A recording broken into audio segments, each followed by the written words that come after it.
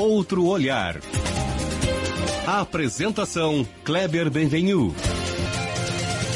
Olá, bom dia família Bandeirantes, bom dia para você que nos escuta na intimidade do rádio ou também que nos acompanha aqui pela internet. O Outro Olhar de hoje vem do consultor de comunicação e marketing político, analista político e escritor Paulo Moura. É um olhar posicionado, crítico, que tem lado, tanto que o canal dele no YouTube se chama Dextra, com mais de 127 mil assinantes. Fora suas redes sociais, as outras. Gaúcho de Porto Alegre, passou uma temporada em São Paulo, é graduado em Ciências Sociais e mestre em Ciências Políticas pela URGS e doutor em Comunicação pela PUC. É autor dos livros PT, Comunismo ou Social-Democracia e O Gauchismo no Marketing de Olívio Dutra. Também é produtor e diretor audiovisual. Paulo Moura, bom dia. Tudo bem contigo? Bom dia, Kleber. Muito bem. Vamos falar contigo. Voltaste a Porto Alegre? Voltei a Porto Alegre. Desde setembro estou por aqui de novo. Vai ser uma temporada de mais de 6 anos em São Paulo. Segunda vez que eu moro em São Paulo, 2 vezes por 6 anos. Mas resolvi voltar a ficar mais perto do meu filho e dos amigos aqui. Voltar para a terrinha, coisa boa. Isso. Ô Paulo, antes da gente entrar nos assuntos do país e tal, eu queria pegar um pouco da tua própria jornada como um analista político posicionado, né? E às vezes as pessoas acham que há contradição nisso, e às vezes eu digo, às vezes pelo contrário, né? E tu, mais do que alguém que analisou a história, desde as manifestações lá de 2013, tu fosse também um ator da história, subiste em caminhões, te posicionar. Como é que foi, do ponto de vista do cientista, do acadêmico, também essa transição, essa experiência, esse equilíbrio? Eu queria te ouvir um pouco sobre essa tua construção. Bom, Kleber, eu fui professor universitário por 20 anos, dei aula na UBRA, né? Felizmente, com a situação financeira da universidade, eu me desliguei. Mas mesmo em sala de aula, né? Eu sempre achei mais honesto perante os meus alunos explicitar a minha posição.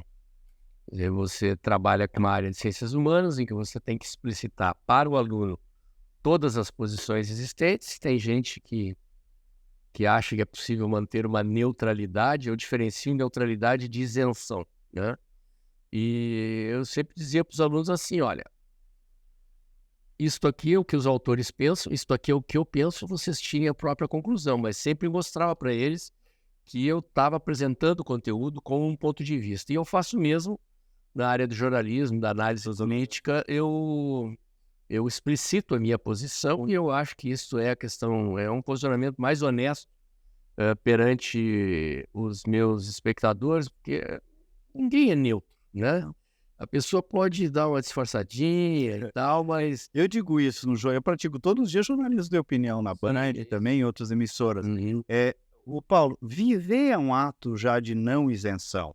A gente está olhando, ninguém é isento a tudo isso que está acontecendo, Isso, né? todo mundo O neutro, como tu dizes, né? todo mundo tem interesse, e desse interesse deriva uma visão de mundo, uma posição, e eu acho mais honesto explicitar isso já claramente. Eu também tenho isso para mim. Às vezes eu recebo, né, as cornetas, tu não é imparcial. Digo, acertou, não sou. Não sou imparcial. Não é. Isso. Paulo, vamos lá. Nós estamos gravando o programa na terça, está indo ao ar hoje no sábado. O Brasil, as coisas têm acontecido muito rápido e por isso que a gente tem que localizar no tempo, porque eventualmente quando foi para o ar terá alguma imprecisão. Mas eu queria te ouvir começar pelo fim aqui, né? Os últimos episódios aí que parecem desenhar uma arquitetura para a prisão do Bolsonaro. Como é que tu está vendo aí os últimos acontecimentos, Paulo? Olha, Bolsonaro vinha se beneficiando de 3 fatos políticos recentes que o favoreceram do ponto de vista midiático e político, né? Que foi o fracasso das manifestações da esquerda agora do dia 23, ante o sucesso da manifestação. Impressionante, né? Pouco abordado até. Porque foram muito menores do que manifestações anteriores que a própria esquerda fez, sempre menores que as da direita. E criou um contraste extremamente ruim para a esquerda em função do sucesso que foi a manifestação do Bolsonaro dia 25 na Paulista. O episódio do inquérito da vereadora Marielle, da morte dela, que terminou apontando para o lado que desagrada a esquerda, porque eram aliados da esquerda, né, que estavam envolvidos nesse assassinato, estão envolvidos nesse assassinato. E o episódio dos móveis do Palácio do Planalto, né? Então, era uma sequência de 3 fatos que beneficiavam o Bolsonaro e prejudicavam seus adversários, até que aconteceu esse episódio envolvendo as imagens da Embaixada da Hungria, né? Um fato inusitado, muito estranho, que esse troço foi parar, primeiro vazar os circuitos internos de segurança de uma embaixada e vazar para o New York Times. Muitos. Né? E o presidente Bolsonaro, em querido, ele disse que não há crime em visitar a embaixada, mas o que está se alegando contra ele é que poderia ser uma tentativa de pedir asilo político para não ser preso, né?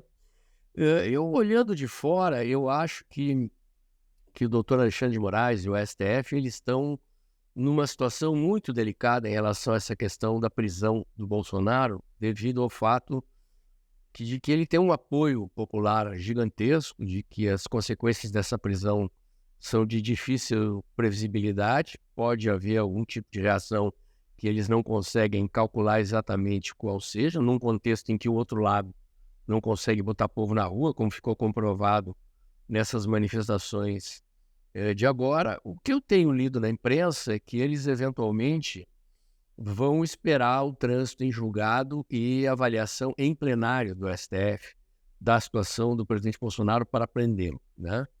Eu não sei que tempo isso levará. Acontece que daqui até o final do ano nós temos 2 eventos significativos que também podem atrapalhar os planos de quem pretende prender o presidente Bolsonaro. Um é a eleição municipal, e é praticamente um consenso nos analistas políticos, comentaristas da imprensa, de que a direita deve sair extremamente fortalecida dessa eleição. Notadamente o PL, o partido do presidente Bolsonaro, deve eleger milhares de vereadores e mais de 1.000 prefeitos pela meta do Valdemar da Costa Neto, que é fazer entre 1.200 e 1.500. Acredito que o partido se aproxima disso, né?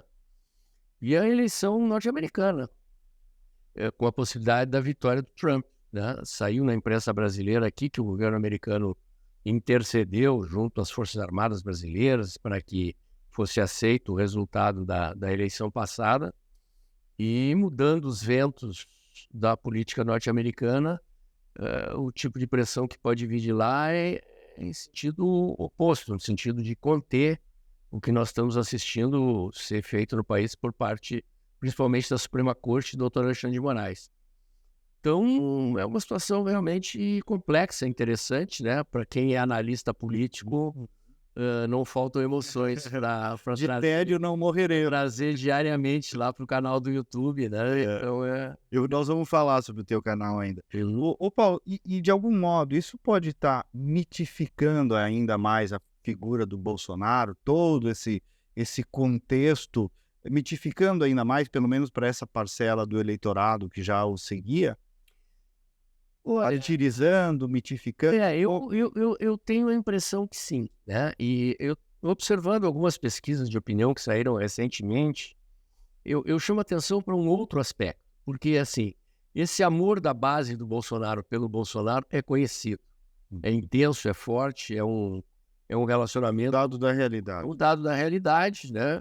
Ele consegue estabelecer um relacionamento com a sua base que... E eu desconheço na história do Brasil algo tão intenso, né?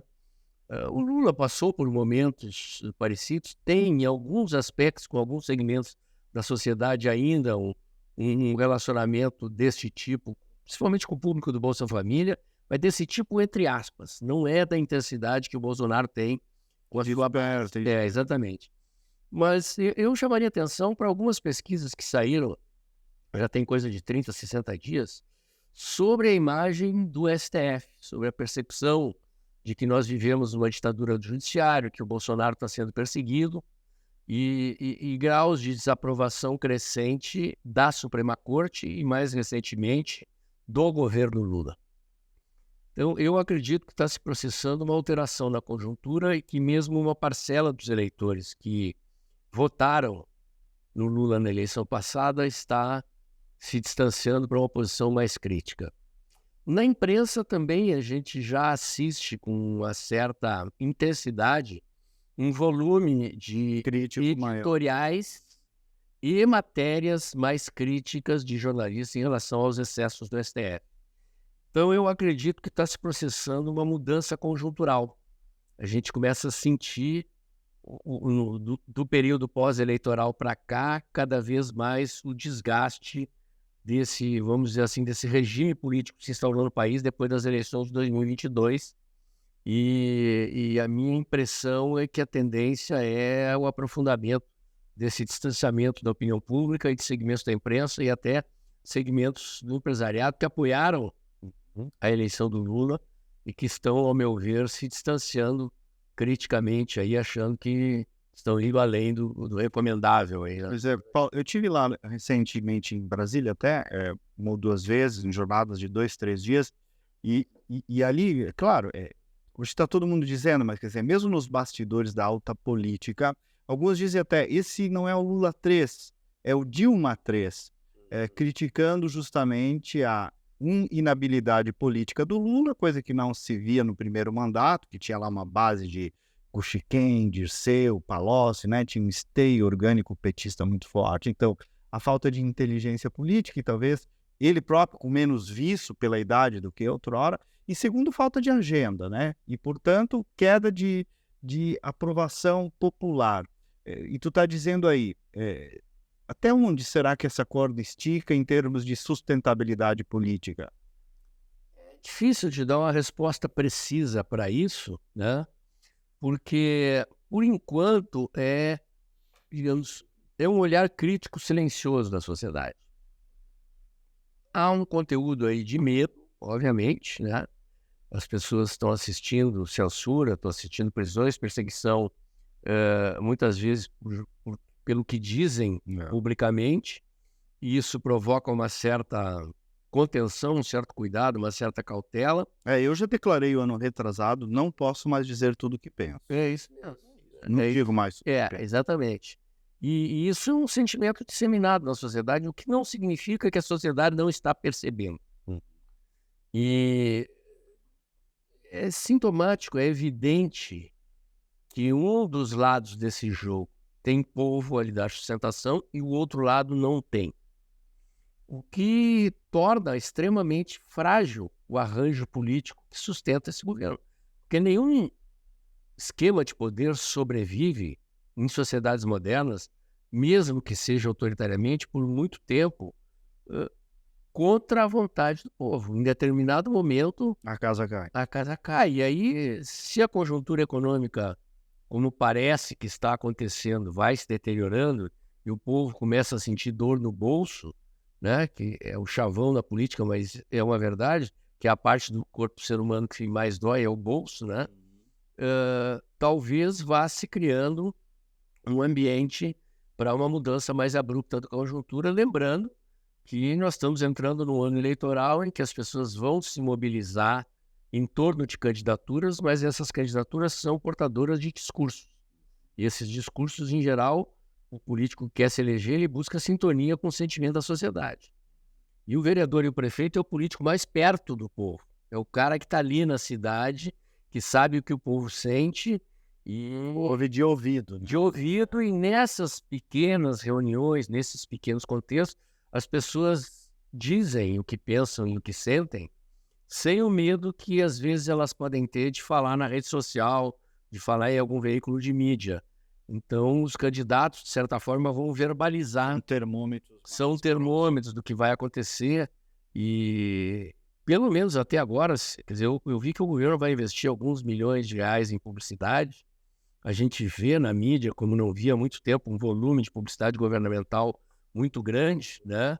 Mas eu não acho que isso seja suficiente para reverter uma realidade, principalmente economicamente adversa, né? Eu acho que o curso da conjuntura não é bom para o governo, não. Bom, mas me impressiona o PT. O PT sempre teve criatividade na abordagem de pauta, na criatividade de pautas de governo mesmo, né? E dessa vez, até nesse ponto, me parece que realmente eles não conseguiram trazer um fio de esperança novo, uma pauta nova, nem um simbólico. Não tem pauta de governo nova, né? Na mesa. Kleber, aí vamos... Tem vários aspectos interessantes a abordar. O primeiro, tu já ensaiaste quando tu disseste. Quer dizer, os antigos quadros do PT, eles envelheceram. Alguns foram pegos em processo de corrupção, se afastaram da política, e a geração que está no poder da esquerda hoje, já é uma geração formada a partir do interesse de ocupar cargos públicos. Não é uma geração que estudou como estudavam os marxistas da oposição no passado. Preparadíssimo. Exatamente. Né? Então, É mais fisiológica e menos ortodoxa. menos ortodoxa, exatamente. E segundo, do ponto de vista do arcabouço econômico, principalmente, das soluções econômicas, a social-democracia ou os socialistas, eles não têm novidades a oferecer. A não ser experiências mal sucedidas. Mas sucedidas, né? Então, o que eles ficam fazendo é variações sobre o mesmo tema, na expectativa de que isso vá estimular a opinião pública a apoiá-los. E tu é um cara de comunicação, tu sabe. Quer dizer, o motor do sucesso dos governos é a esperança de um futuro melhor. E a esperança de um futuro melhor é construída a partir de projetos concretos que estimulem essa esperança. E um dos motores principais é a capacidade de fazer a economia crescer. E eu diria que a economia só não está pior hoje em função da herança deixada pelo governo. Tinha gás para queimar. Você vê que eles pegaram as contas públicas equilibradas depois do governo Fernando Henrique Cardoso lá atrás, às custas de uma elevação brutal da carga tributária mais equilibradas, e levaram 3 mandatos e meio para quebrar o Brasil.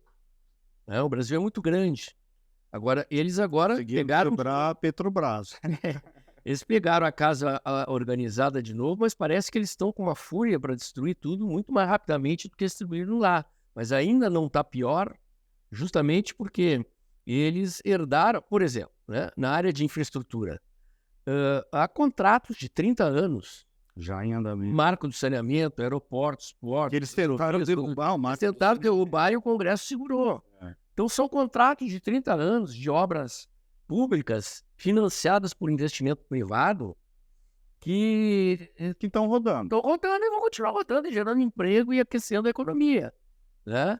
Então, e são outras questões que mudaram e que as pessoas pouco sabem do que foi feito. A digitalização do governo, por exemplo. Mais de 4 mil serviços públicos, que antes eram serviços de balcão, hoje são digitais.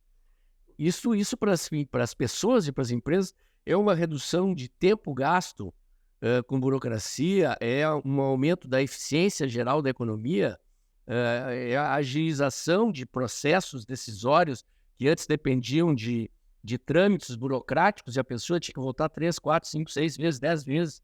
Eu tive uma experiência na junta comercial lá de São Paulo. Quando eu fui para São Paulo, tive que transferir a minha empresa, Kleber. A junta comercial de São Paulo é um cartório do século XIX.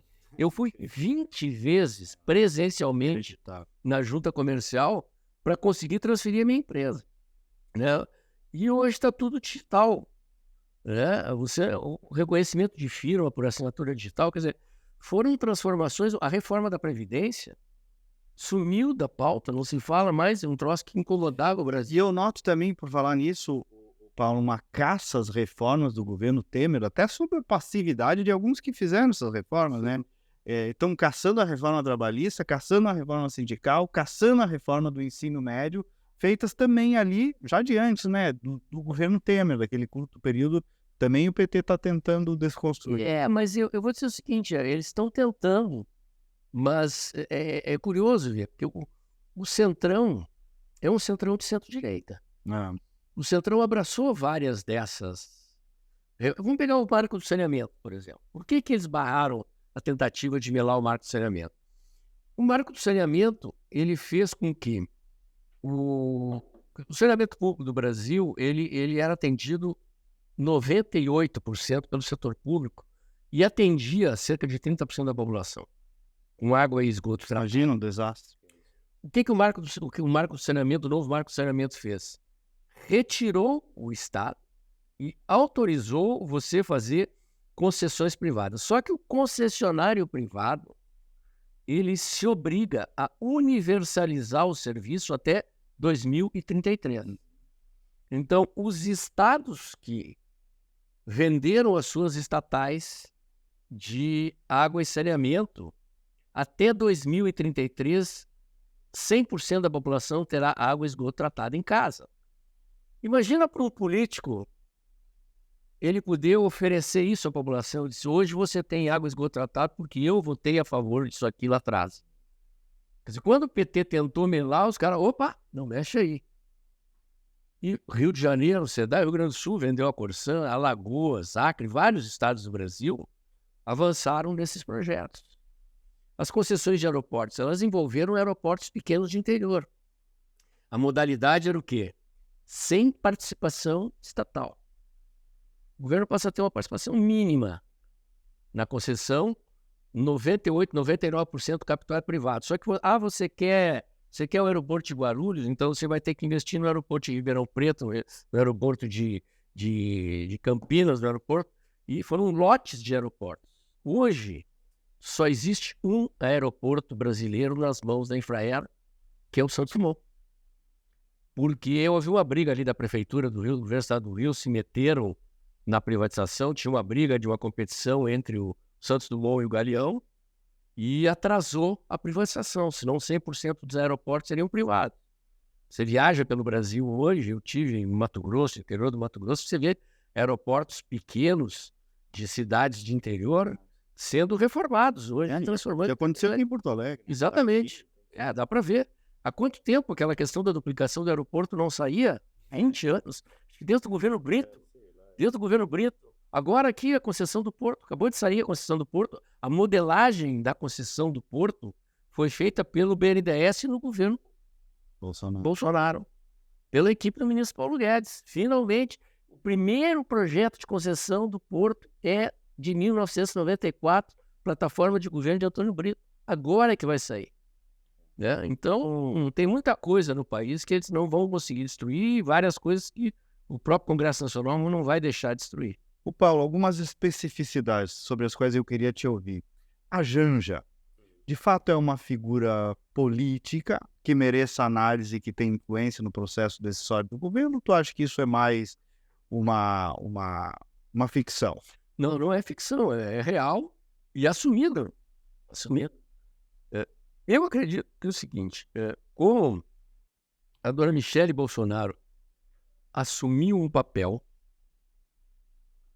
e uma postura públicas que repercutiram muito bem, até tá na Veja de hoje, o Ciro Nogueira dando uma declaração na coluna Radar de que Michele Bolsonaro se transformou uma figura de envergadura nacional.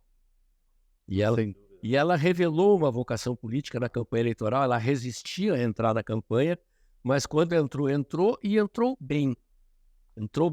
Aqui não vou entrar no mérito das posições que ela defende, nada que me agrada. Sim, mas funciona. Mas, politicamente, ela tornou necessário à esquerda ter um personagem que faça contraponto. E aí surge a Janja como personagem. O que tudo indica é que ela se mete mesmo nos assuntos do governo e que o Lula lhe dá É o que os bastidores... voz e vez para ser assim, né? E tem quem goste do Então, quer dizer, o futuro próximo do país passa pela Janja também. Politicamente, se a Janja quiser ser candidata a presidente, vão ter que mudar a legislação eleitoral. Não, mas digo das decisões de governo. Desse jeito passam por ela. Passam por ela. Tem muita coisa que passa por ela, sim. Paulo, e o Alckmin, nessa história toda? Cara, que triste personagem na nossa história, que papelão, que coisa deprimente, né? Alguém se submeteu para tentar salvar a carreira, botar o cargo de vice-presidente no seu currículo na reta final da sua carreira, porque ele é mais um dos cadáveres que o PSDB deixou pelo caminho, né? O partido está desaparecendo. Essa eleição municipal é a pedra de cal. A avaliação que eu tinha lá de São Paulo é que das 300 prefeituras que o PSDB tinha em São Paulo, se ficar com 10 é muito. E agora com a janela partidária, nesse momento, os prefeitos já tinham ido, porque eles não precisam de janela partidária, os vereadores estão todos indo. 8 vereadores do PSDB de São Paulo vão desembarcar do partido, porque eles querem apoiar o Ricardo Nunes, e a direção do partido diz que não apoia o Ricardo Nunes. 8 vereadores na capital paulista. Vai sobrar um vereador desta ala mais próxima. Da Meca Tucana. Né? Então, aqui no Rio Grande do Sul, como tem o governo do estado, ainda alguns prefeitos e vereadores... Nunca foi tão significativo. Mas assim, eu pergunto, termina o mandato do Eduardo Leite, quem eles têm para botar no lugar? Não tem ninguém. Vão ter que apoiar algum outro candidato, Olha a situação deles aqui na prefeitura de São Paulo, de Porto Alegre, mesma coisa, né? Não tem candidato, esse governo do estado não tem um nome que eles possam botar para a linha de frente da disputa para a prefeitura da capital. O que sobrou para esses partidos e para essas forças ditas de centro, se é que sobrou alguma coisa a fazer, Paulo? Olha, assim, o PSDB tinha veleidades sociais-democratas. Na verdade, embora fosse tratado como partido de direita, ele sempre foi um partido ideológico de centro-esquerda que recebia o voto da direita porque não tinha candidato de direita.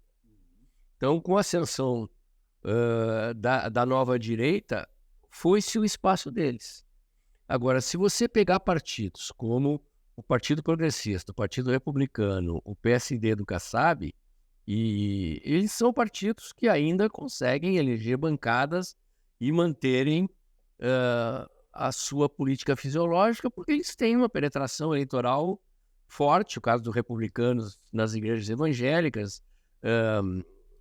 O PST do Kassab está dentro do governo da Tarcísio Tunick. Eles têm uma estruturação, porque sempre haverá um espaço para essa política fisiológica, e essas bancadas no Congresso Nacional sempre estão ali para alugar o passe para o governo de plantão, né?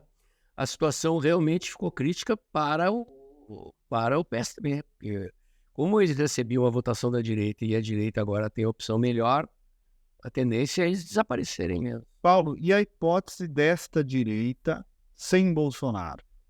E não digo até nem, podemos até falar de eleição, mas até como força política e social mesmo, como é que essa massa crítica pode se comportar? Olha, ao contrário do que aconteceu com a esquerda, o Bolsonaro construiu muitas lideranças no entorno dele, né? A própria Michele Bolsonaro, Tarcísio, né? Há outras lideranças de menor expressão, lideranças de expressão regional, que cresceram e se projetaram politicamente no entorno do bolsonarismo, né?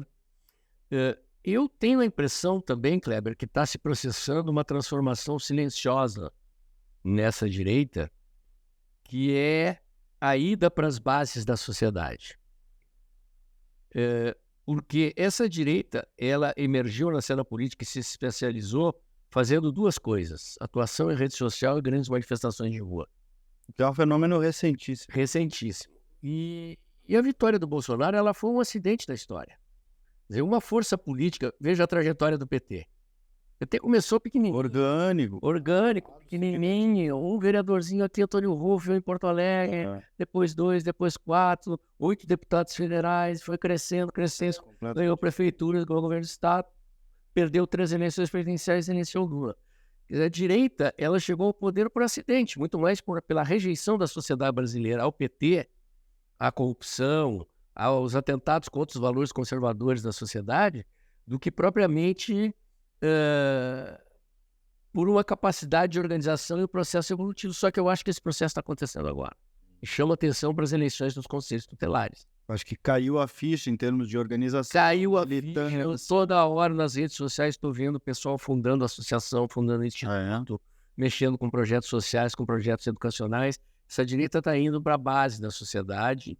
E eu acho que essas sementes vão aparecer. Então, aquele problema que muitos identificam da falta de autocrítica da direita, de que fala também só para si, só para o gueto, tu acha, portanto, que é um problema que está se encaminhando para ser superado? Acho que sim. Por um processo cultural. Cultural, exatamente. Paulo, eu queria te ouvir que tem que falar sobre isso. Virou um pouco clichê criticar a polarização, né? E, em uma medida é da natureza da política, da dialética, enfim. Tu acha isso também, ou que a gente foi longe demais em termos de passionalismo e idolatria, ou é isso mesmo, é como tem que ser? Olha, eu acho que quem reclama da polarização é quem ficou de fora da polarização. Sendo no trono dos julgadores. A turma do PSDB e essa turma da imprensa, principalmente, né, que faz análise do jogo político, que não gosta de ver a direita ascender. Porque essa imprensa é dominada por jornalistas predominantemente de esquerda, né? Então, quem reclama disso é este segmento específico, chamados isentões, né? Digamos, o centrão midiático. Certo. Né? Porque equilibrado. Porque eles perderam o protagonismo no jogo, né? Bom, passionalidade, excesso de paixão pela liderança A ou B, eventualmente algum radicalismo, Alguma idolatria? eu acho que é parte do jogo. Eu acho que é parte do jogo. É parte do fenômeno, mas reduzir o fenômeno político da ascensão da nova direita a isso, né? Não ler a um história passo para toda. não entender de fato o que está se processando na sociedade brasileira. E, na verdade, a minha leitura é a seguinte, Kleber: leitura estrutural, histórica. Nós estamos vivendo uma power shift, uma mudança de poder no Brasil.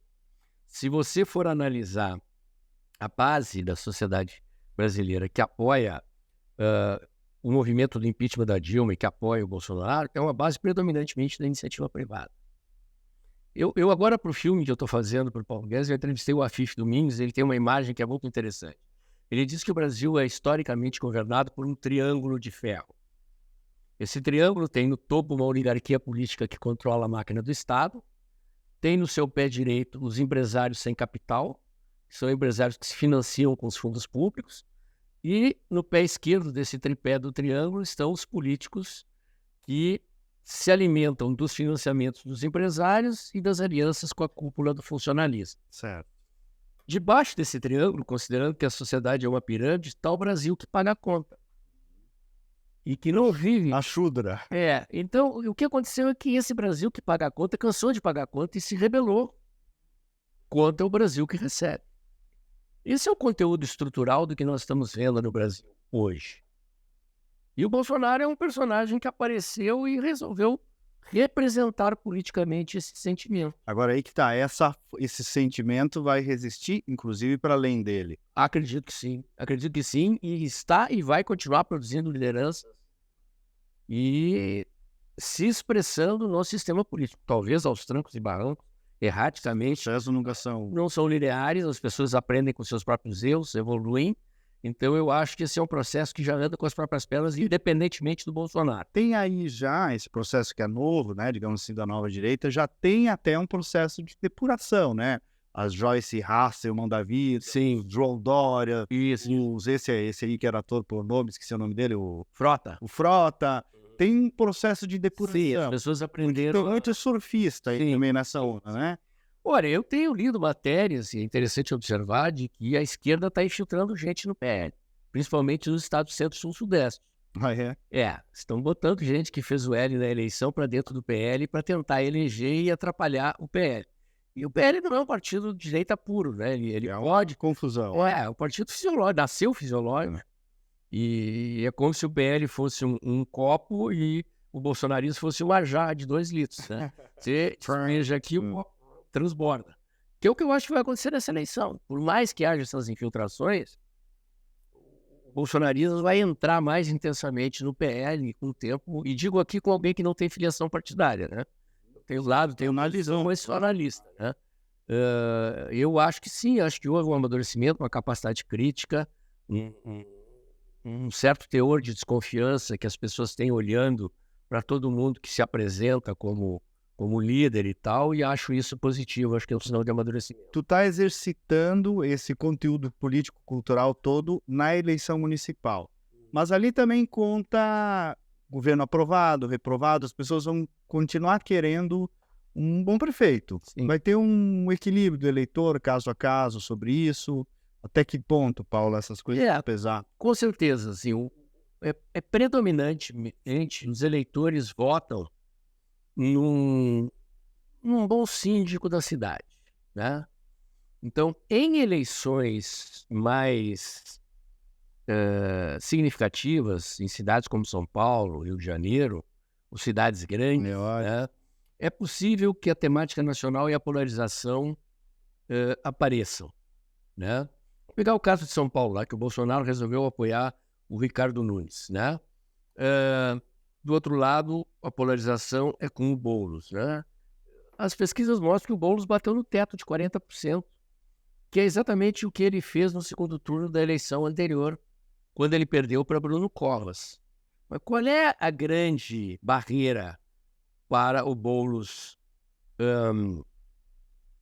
ultrapassar a margem dos 40% e sonhar com a vitória? É o próprio Boulos. É o fato assim, vou entregar a chave da porta da minha cidade para um cara que está ligado a um movimento de ocupação de propriedade privada, de invasão de propriedade privada, quer dizer, eu prefiro um prefeito gestor, né?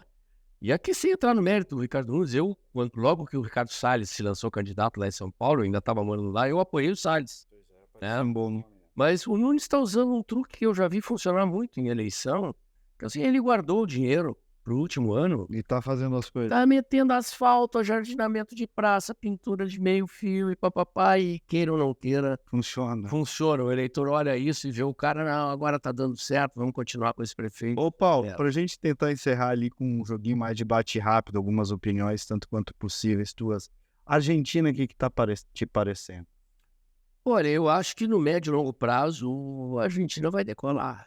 Já estão mesmo. Tu acha que eles se mesmo sustentam com o politicamente até lá? É uma grande dúvida, mas eu acho que sim. Mesmo com o Congresso barrando e a Justiça barrando os projetos que ele quis fazer, os cortes de gastos públicos que ele está gerando já estão produzindo queda de inflação e superávit. E quando a inflação cair mais acentuadamente, esta queda de inflação representa ganho de poder aquisitivo da população. E aí, pela mesma razão que o bolso é a parte que mais dói, quando o carinho vem no bolso, ele recompensa o governante. O que tá te parecendo o Rio Grande do Sul, meu querido? Kleber, eu te confesso assim que a minha ficha de Rio Grande do Sul não caiu muito bem ainda. Ainda não, tá indo em São Paulo. Eu ainda estou transitando e o foco do meu canal é muito País. é muito nacional, né? Então eu não lia e não estou lendo a imprensa local. Então, estou acompanhando a eleição aqui municipal, principalmente. Porto Alegre, né? E eu achei, das vezes que eu vim para cá, até agora que eu voltei, a cidade muito melhor do que era no passado. A mais bonita. Né? Era uma senhora decadente e tal, e hoje parece uma ninfeta cheia de vida, né? E as pessoas estão gostando mais da cidade. Estão gostando, a cidade está mais bonita, com mais vigor, com mais liberdade econômica, e eu acho isso bastante interessante. Estou curioso para vir aí. Eu estou vendo o mesmo problema da esquerda aqui, que não tem caras novas para apresentar, né? Estou com a impressão que na capital, pelo menos, os porto-alegrenses vão optar por seguir no rumo que a cidade entrou e não retroceder ao passado. Paulo, para fechar, me fala do teu canal, né? As forças que a rede tem, a tua própria experiência nas redes e essa convivência com outros meios de comunicação. Hoje tu tem ali uma potência, né, de comunicação, tu deve sentir essa interação. O canal vai fechar 4 anos agora, rigorosamente no dia 1º de maio. Ele ultrapassou 127 mil seguidores, né? Já tenho lá a plaquinha de 100 mil do YouTube. Já ganhou a plaquinha. E foi uma construção a dedo durante anos. Eu nunca botei dinheiro em impulsionamento ali. Todos os seguidores que eu ganhei foram seguidores que eu atraí pelo conteúdo, né? E raramente eu perco seguidores, né?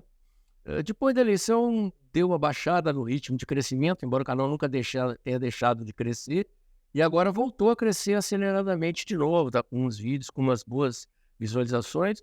O conceito do canal basicamente é o seguinte: um dos principais fatos políticos do dia anterior analisado à luz da teoria da comunicação, da ciência política, numa tentativa de traduzir para as pessoas o que elas não estão percebendo que está por trás do jogo. O papel do analista. Numa linguagem que as pessoas entendem. É assim aquele sociologuês ali, né? Meus colegas de academia. Basicamente é isso. Paulo, Paulo Moura, eu tiro da tua abordagem toda, né? Apesar de todos os pesares que a gente abordou aqui, um olhar de esperança sobre o nosso Brasilzão de Deus, se bem eu entendi. Olha, eu sou um otimista incorrigível, né? Então, mesmo nos momentos de maior adversidade, e nós estamos passando por um momento de revés político, né? Depois da eleição passada, principalmente, depois daquele erro brutal cometido no 8 de janeiro, eu começo a observar o cenário, sim, com ele apontando no horizonte aí uma mudança significativa na direção daquilo que a gente defende, daquilo que a gente gostaria de ver para o Brasil e para as nossas famílias e para o povo brasileiro. Cientista político Paulo Moura, muito obrigado.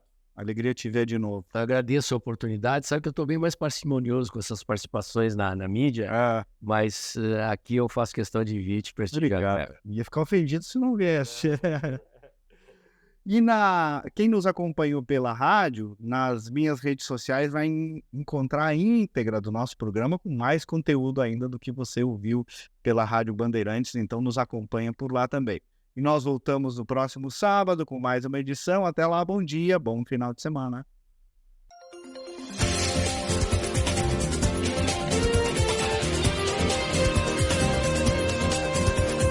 Outro olhar. A apresentação Kleber Benvenu.